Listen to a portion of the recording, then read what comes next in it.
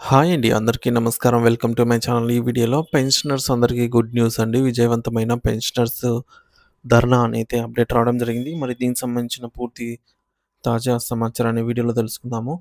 Video అయితే ఎక్కడే గాని స్కిప్ చేయకుండా ఎండ్ వరకు చూసేయండి. అప్పుడే ఇన్ఫర్మేషన్ పూర్తిగా అర్థమవుతుంది.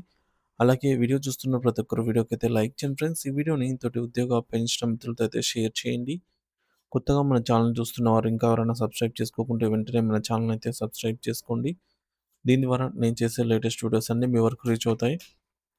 ఇక ఆలస్యం చేయకుండా వివరాల్లోకైతే వెళ్ళిపోదాము. ఫ్రెండ్స్ ఇక విషయానికి వచ్చినట్లయితే తెలంగాణ రాష్ట్ర ప్రభుత్వ పెన్షనర్లు నవంబర్ 17 అంటే నిన్నటి రోజున ఇందిరా పార్క్ ధర్నా చౌక్ వద్ద ఒక బ్రహ్మాండమైన ధర్నా కార్యక్రమాన్ని నిర్వహించారు. మరి వారు ధర్నా చేయడానికి కారణం ఏమిటి అనే విషయాన్ని ఇప్పుడు తెలుసుకుందాము. ముఖ్యంగా పెండింగ్‌లో ఉన్న బెనిఫిట్స్, పెన్షనర్ల ఆవేదన. ఫ్రెండ్స్ 2024 నుండి రిటైర్ అయిన తెలంగాణ పెన్షనర్లకు ఏపీజీఎల్ఐ, జీపీఎఫ్ అలాగే ఎన్‌క్యాష్‌మెంట్, గ్రాట్యుటీ తదితర బెనిఫిట్స్ ఏవి కూడా ఇవ్వలేదు. దీనికోసం గత 10 నుండి 15 నెలల నుంచి కూడా పెన్షనర్స్ తీవ్రంగా బాధపడుతున్నారు. పెన్షనర్ సంఘాలు ప్రభుత్వాన్ని ప్రశ్నిస్తూనే ఉన్నాయి. కొంతమంది కోర్టులకు కూడా వెళ్ళడం జరిగింది. కోర్టులకు వెళ్ళినటువంటి వారికి కోర్టు ఆదేశాల ప్రకారంగా వెంటనే 4 వారాల్లో బెనిఫిట్స్ ఇవ్వాలని చెప్పినప్పటికి కూడా వారికి టోకెన్ ఇచ్చారు గానీ నగదునివ్వలేదు. ఈ అన్నిటిని దృష్టిలో పెట్టుకొని తెలంగాణ పెన్షనర్స్ సంఘాన్ని కలిసి గత నెల 30వ తేదీన ప్రభుత్వానికి ఒక రిప్రజెంట్ కూడా ఇచ్చాయి. తమకు రావాల్సినటువంటి బకాయిలన్నీ కూడా నవంబర్ 10వ తేదీ లోపల చెల్లించాలని, లేకపోతే 17వ తేదీ ధర్నా కార్యక్రమాన్ని చేపడతామని కూడా వారికి నోటీస్ ఇవ్వడం జరిగింది. జేఏసీ నాయకత్వంలో ధర్నా దద్దరిల్లిన ఇందిరా పార్క్. దీని ప్రకారంగా జేఏసీ నాయకత్వంలో ధర్నా కార్యక్రమం జరిగింది. వందలాది మంది పెన్షనర్లు ఇందులో పాల్గొన్నారు. నినాదాలతో ఇందిరా పార్క్ ధర్నా చౌక్ కేంద్రం దద్దరిల్లింది. దాదాపు 14,000 నుంచి 14,000 మంది రిటైర్ పెన్షనర్‌లో 1000 మందికి మినహా 13,000 మంది ఏం బెనిఫిట్స్ రాలేదు. రిటైర్ అయిన వారికి బకాయిలు చెల్లించడంలో ప్రభుత్వం విఫలమైంది. తీవ్రమైన పరిణామాలు, ప్రాణాల మీదకి తెచ్చుకున్న జాప్యం. సో, బకాయిల చెల్లింపులో జరుగుతున్న జాప్యం పెన్షనర్ల జీవితాలపై తీవ్ర ప్రభావం అయితే చూపుతోంది. ఇలా కొంతమంది మరణించారు. దాదాపు 20-25 మంది ఆత్మహత్య కూడా చేసుకున్నారని అంటున్నారు. చాలామంది అనారోగ్య పరిస్థితుల్లో కూడా ఉన్నారు. అప్పులు చెల్లించలేక, అప్పుల వాళ్ళకి సమాధానం చెప్పలేక ఒకరిద్దరు ఇల్లు విడిచి వెళ్ళిపోవడం కూడా జరిగినట్టు తెలుస్తోంది. ఈ సందర్భంలో అనేక మంది ఉపన్యసించారు. ముఖ్యంగా సత్యనారాయణ అనేటటువంటి ఒక మాస్టర్ దాదాపు అతనికి 50,00,000 రావాల్సి ఉంది.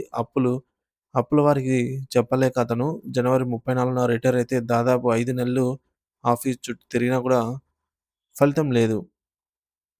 సో, ఫలితం లేక దిగులు పడి, బాధపడి ఇంట్లో నుంచి వెళ్ళిపోవడం కూడా జరిగింది. ఆ సత్యనారాయణ గారి భార్యకు, కుమార్తెకు ఈ రోజుకి ఈ ధర్నాలో ఈ ధర్నా కార్యక్రమంలో పాల్గొనటము అయితే జరిగింది. సో, వారు ప్రసంగించడం, అక్కడ ఉన్నటువంటి వాళ్ళు కూడా చాలా వేదన కలిగించిందనమాట ఈ సంఘటన అనేది. 30 ఏళ్ల సేవకు ప్రతిఫలం ఏది? ఎందుకు ఇటువంటి పరిస్థితి వస్తుంది? అని పెన్షనర్స్ ప్రశ్నిస్తున్నారు. దాదాపు 30 సంవత్సరాలంటే 3 దశాబ్దాల పాటు విరామం లేకుండా అభివృద్ధి, సంక్షేమ కార్యక్రమాల కోసం శ్రమించినటువంటి ఉద్యోగులకి వారు దాచుకున్నటువంటి డబ్బు, వారు రిటైర్ అయిన తర్వాత ఒక అందమైన కల గని వారు బంగారు భవిష్యత్తు నిర్మించుకునేందుకు వారు దాచుకున్న డబ్బుని పొందలేక ఎన్ని అవస్థలు పడుతున్నారో, ఎంత ఆవేదన చెందుతున్నారో వారికి మాత్రమే తెలుస్తుంది. ప్రభుత్వం ఎటువంటి సంక్షేమ కార్యక్రమాలైనా, పథకాలైనా అమలు చేసుకునే హక్కు వారికి ఉంది.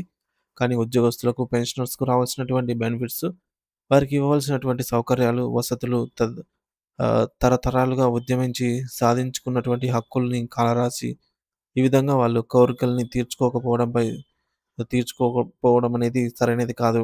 ఆర్థిక పరిస్థితి లేదు అనే సాకు, ఉత్పాదకత లేని పథకాలు. ఉద్యోగస్తులు, పెన్షనర్‌లకి దగ్గరికి వచ్చేసరికి ఆర్థిక పరిస్థితి బాగోలేదని, చాలా కష్టతరంగా ఉన్నామని చెప్పడం, మిగతావన్నీ కూడా ఉత్పాదకత లేనటువంటి పథకాలన్నీ కూడా ప్రవేశపెట్టి, ప్రజల్లో అది అమలు చేయడం కూడా సరైనటువంటి కార్యక్రమం కాదు. అది సరైనటువంటి పద్ధతి కాదు. ఎందుకంటే ఉద్యోగస్తులు, ఉపాధ్యాయులు మాట్లాడలేకుండా ఉంటారు. వారు మాట్లాడేటటువంటి హక్కును కోల్పోతారు. అనేకమైనటువంటి హక్కుల్ని వీళ్ళు కోల్పోతారు. కాబట్టి వాళ్ళు ఏం మాట్లాడరు. వాళ్ళేమైనా పర్లేదు అనేటటువంటి పరిస్థితులు ఈరోజు రాష్ట్ర ప్రభుత్వాలు ఉన్నాయి. రిటైర్ అయిన తర్వాత అప్పులు చెల్లించలేక, పిల్లల్ని పెళ్లి చేయలేక అనేక ఇబ్బందులు పడుతున్నటువంటి వారి సమస్యలు తీర్చాలనేటటువంటి పరిస్థితి ప్రభుత్వాలు పట్టించుకోవాల్సిన అవసరం అయితే ఉంది. ఈ ధర్నా కార్యక్రమం తర్వాత కూడా వాళ్ళు భారీ ఎత్తున భవిష్యత్ ప్రణాళికను చేయదలిచారు. ఇక ఇంకొక బాధాకరమైన విషయం ఏంటంటే, ఈ ధర్నా కార్యక్రమాన్ని జరపనీయకుండా తెలంగాణలో ఉన్నటువంటి ఉద్యోగ జేఏసీ వాళ్ళు తీవ్రంగా ప్రయత్నించి, వాళ్ళ మీద ఒత్తిడి తెచ్చారంట. ఈ నెల ఈ నెల 7వ తేదీన కూడా ఒక పెన్షనర్ సంఘం ధర్నా కార్యక్రమం చేపడితే, వాళ్ళ చేత విరమింపజేశారు జేఏసీ వారనైతే తెలుస్తోంది. అదే ప్రయత్నాన్ని ఈరోజు ఈ మేరకు 17వ తేదీ కూడా చేస్తే ఈ సంఘాలు ఒప్పుకోలేదు, నిరసించాయి. మరి ఈ రోజు నాటి ఉద్యోగి రేపటి పెన్షనర్ అవుతాడు.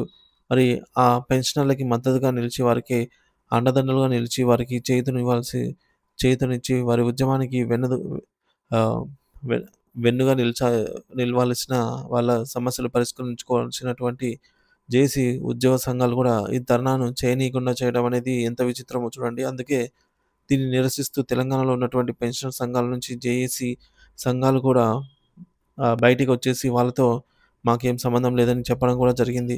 ఆంధ్రప్రదేశ్‌లో పరిస్థితి పెన్షనర్ సంఘం నాయకుల నిర్లక్ష్యం. ఇక ఆంధ్రప్రదేశ్ ప్రభుత్వం విషయానికొస్తే కనీసం తెలంగాణలో సంఘాలు వారి సమస్యలను పరిష్కరించడం కోసం ఉద్యమించడం చేస్తున్నాయి.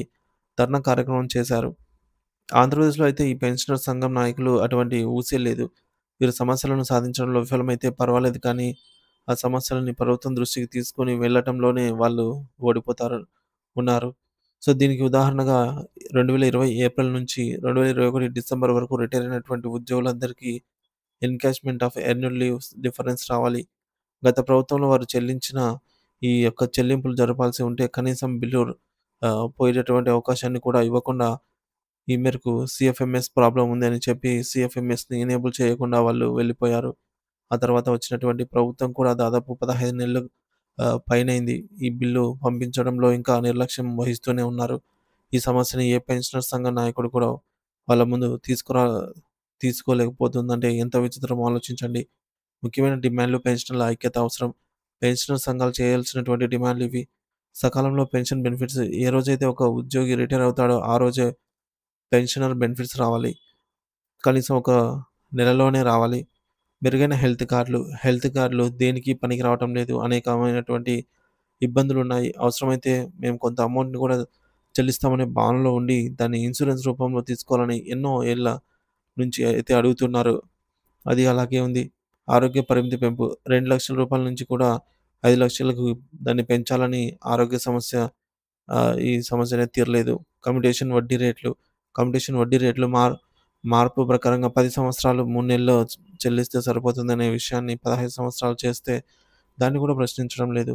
క్వాంటమ్ ఆఫ్ పెన్షన్ ఈ మేరకు క్వాంటమ్ ఆఫ్ పెన్షన్ ఏక్యూపీ సంబంధించి గత ప్రభుత్వం 10% నుంచి 7%కి 12 అలాగా తగ్గించడం 3% తగ్గించడం చేస్తే సో, దాన్ని పెంచాల్సినటువంటి విషయాన్ని దాన్ని కూడా మాట్లాడటం లేదు. సంఘాలేమో పుట్టుకొని వస్తున్నాయి. పెన్షనర్ పార్టీల జేఏసీ అని అనేక సంఘాలొస్తున్నాయి. సమస్యలు మాత్రం పరిష్కారం కావటం లేదు. ఫ్రెండ్స్ ఆలోచించండి. పెన్షనర్స్ అంతా కూడా ఐక్యంగా ఉండాలి. ప్రతి సమస్య కోసం కూడా సంఘం నాయకులు కృషి చేయాలి. ఎప్పుడైతే పెన్షనర్ ఆనందదాయకంగా ఉంటారో, ఉద్యోగులు ఆనందదాయకంగా ఉంటారో, అప్పుడు ప్రభుత్వాలుంటాయి. ప్రభుత్వాలకి, ప్రజలకి మధ్య వారధిలాగా ఉండి, వారి కార్యక్రమాలన్నీ కూడా చేపట్టేటువంటి ఉపాధ్యాయ పెన్షనర్ల సమస్యలని పరిష్కరించే దాంట్లో పెన్షనర్ సంఘాలు ముందుకు రావాలని కూడా కోరుకుంటూ ఉన్నారు.